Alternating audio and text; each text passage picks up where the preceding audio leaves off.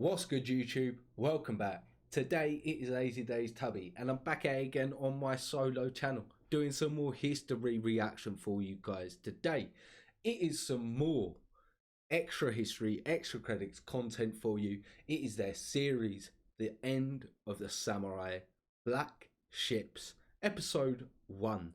I'm really looking forward to finding out what they've got in store for me today. They make amazing content, and I'm looking forward to finding out how they're going to be explaining this situation, this historical situation. They're great storytellers, always make me chuckle, and I'm just looking forward to it in general, and I hope you guys are as well. If you're looking forward to my reactions and future reactions, before that, if you haven't already, head over to Extra Credits page and links in that description box down below. If you're enjoying my reaction, looking forward to future reactions, you know what to do. Like, comment, subscribe, hit that notification bell, but we're going to jump straight into this one. Edo Bay, July 8th, 1853.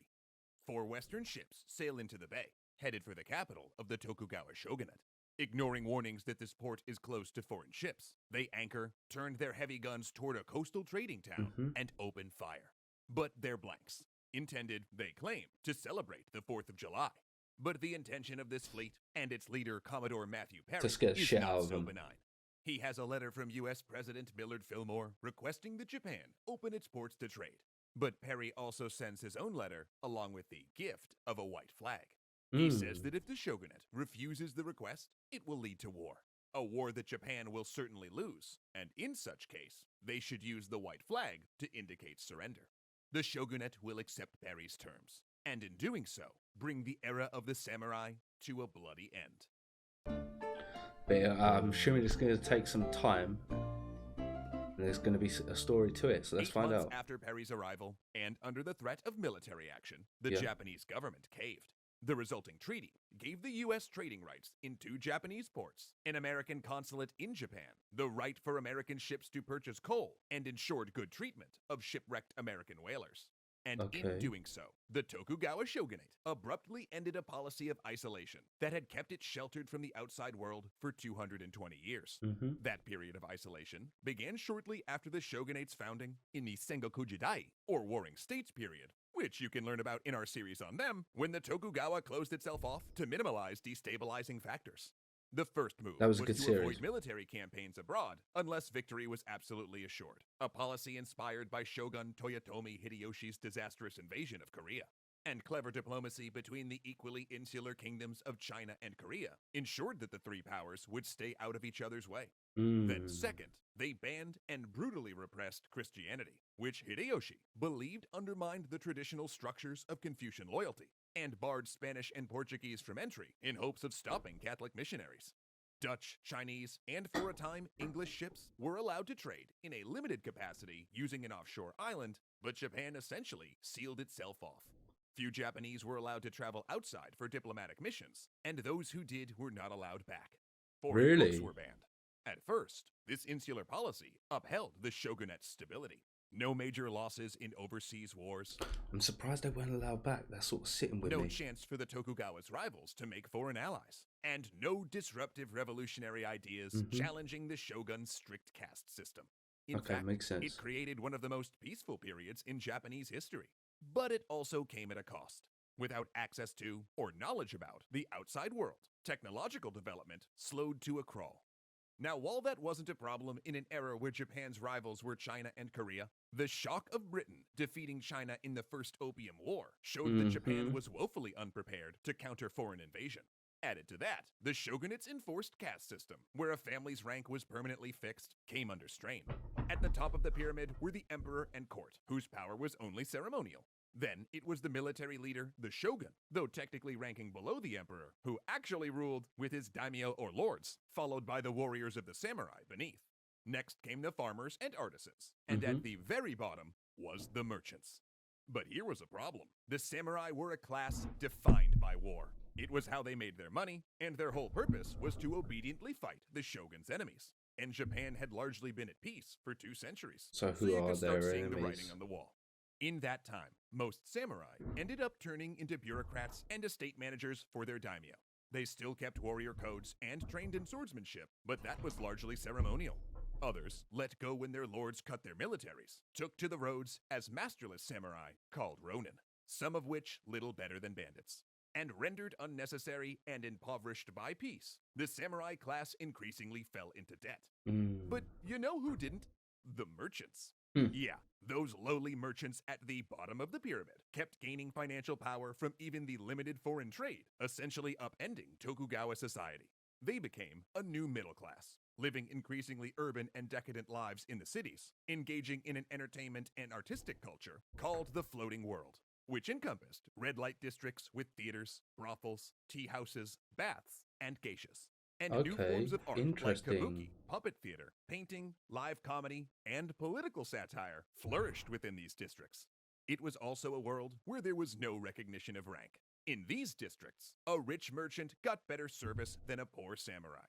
So even before Perry's arrival, the discontent was rife among the samurai, especially among the historical enemies of the Tokugawa in the south.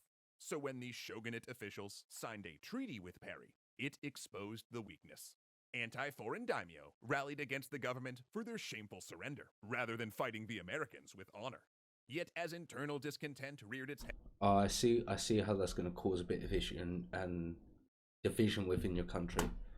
The shogunate was more concerned with external threats.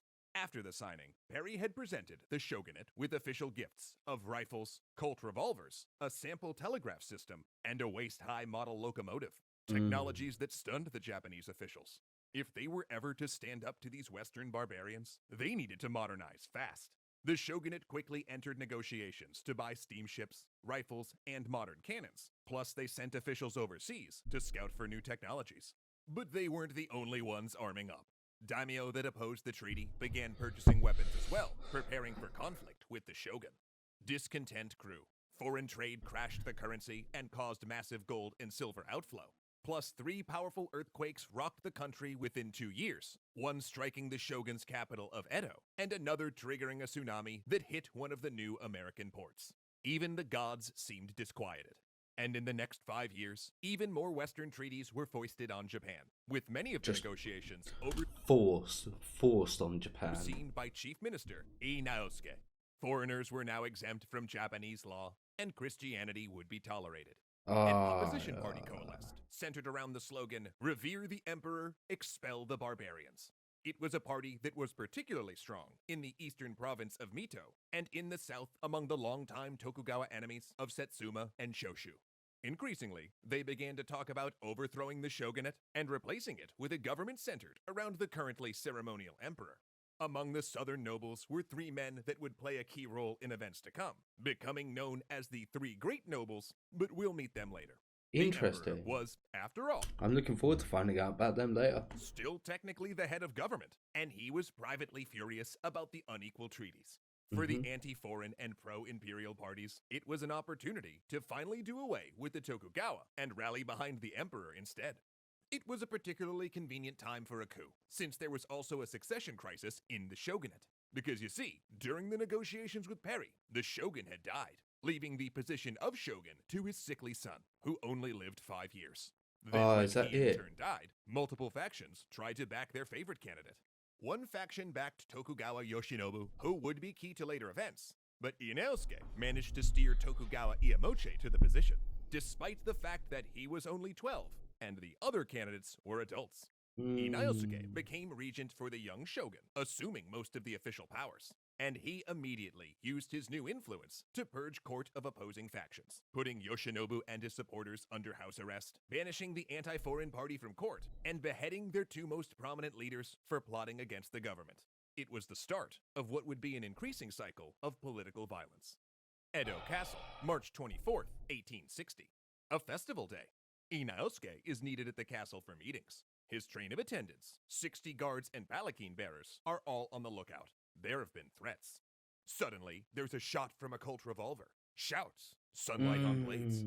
A group of Ronin from Mito crash into the front of the guards. The attendants drop I's palanquin and surge forward to protect their daimyo. He's dead. They don't see the man coming from the side, approaching the now unguarded sedan chair. It's a samurai from Satsuma. He drags the minister out of the chair and decapitates him right there on the road.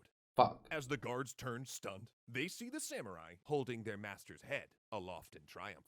One guard cuts the assassin as he tries to flee, and then mortally wounded, the assassin falls on his sword rather than be captured. There's no going back. From here, the violence will only worsen, and the streets of Kyoto will flow red with blood. Shit, and I guess we'll find out in the next episode about the gangs of Kyoto as they got in the background there. I am definitely looking forward to finding out more about that. I enjoy finding out about Japanese history.